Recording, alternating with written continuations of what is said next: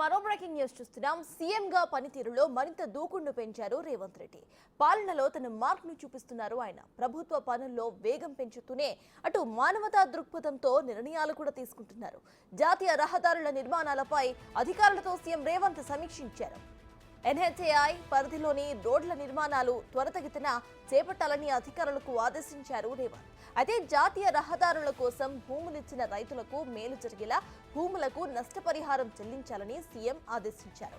పరిహారం విషయంలో మానవతా దృక్పథంతో వ్యవహరించాలని కలెక్టర్కు సూచించారు సీఎం.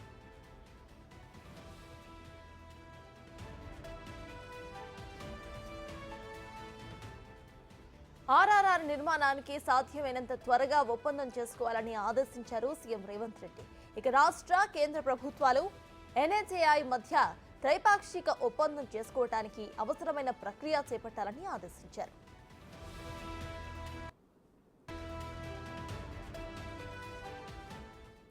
ఇదే విషయంపై పూర్తి డీటెయిల్స్ మా ప్రతినిధి సైదులు లైవ్ లో అందించడానికి సిద్ధంగా ఉన్నారు. సైదులు చెప్పండి, ఇటు హైవే నిర్మాణం కోసం ఏదైతే రైతులు భూములు ఇచ్చారో వారికి నష్టపరిహారం చెల్లించాలంటూ సీఎం ఆదేశాలు జారీ చేస్తున్నట్టు తెలుస్తోంది. సో ప్రెసెంట్ అప్డేట్స్ ఏంటి, వాళ్ళకి ఎప్పటి వరకు ఆ నష్టపరిహారం అందే అవకాశం ఉందనుకోవచ్చు?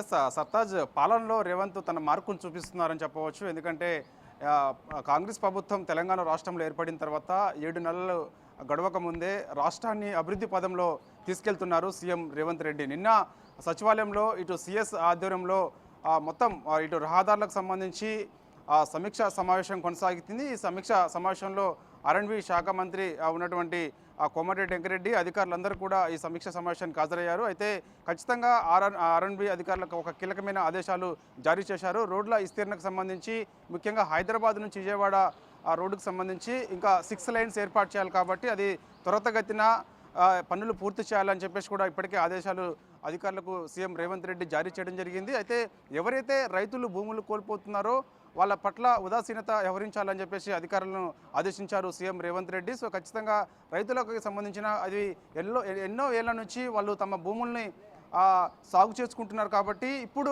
మనకి ఆ భూములని అవసరం రీత్యా మనకి ఇస్తున్నారు కాబట్టి సో నష్టపరిహారం విషయంలో కూడా కొంత ఉదాసీనతగా వ్యవహరించాలి, మానవతా దృక్పథంతో వ్యవహరించాలి. అవసరమైతే జిల్లా కలెక్టర్లు అందరూ కూడా రైతులతోటి మాట్లాడాలి అని చెప్పేసి కూడా స్వయంగా సీఎం రేవంత్ రెడ్డి ఉన్నటువంటి అధికారులందరినీ కూడా ఆదేశాలు జారీ చేశారు. సో ఇక 2 నెలల్లో ఇటు హైదరాబాద్ టు విజయవాడ 6 లైన్కి సంబంధించిన పనులు పూర్తి చేయాలని చెప్పేసి కూడా ఆదేశాలు జారీ చేసింది. ఇక మిగతా విషయానికి వస్తే ఆర్ఆర్ఆర్ విషయంలో కూడా ఖచ్చితంగా ఎవరైతే రైతులు భూములు కోల్పోతున్నారో ఆ భూముల పట్ల ఖచ్చితంగా మొత్తం కూడా ఆ భూములకు సంబంధించి రూట్ అంటే అదంతా సిద్ధంగా చేయాలని చెప్పేసి కూడా ఇప్పటికే ఆదేశాలు ఉన్నాయి కాబట్టి సో ఖచ్చితంగా అతి తక్కువ సమయంలో ఎంత తక్కువ సమయంలో అయితే భూముల సేకరణకు సంబంధించి చేస్తారో సో దానికి సంబంధించిన అప్డేట్ ఎప్పటికప్పుడు సీఎం రేవంత్ రెడ్డికి అందించాలని చెప్పేసి కూడా అధికారులను ఆదేశించడం జరిగింది. సో ఖచ్చితంగా దాని పట్ల కూడా ఎవరైతే ఒకవేళ భూములు కోల్పోతున్నారో అదేవిధంగా మిగతాకు సంబంధించిన ఏమన్నా విలేజెస్కి సంబంధించి ఎందుకంటే ఎన్నో ఏళ్ల నుంచి కూడా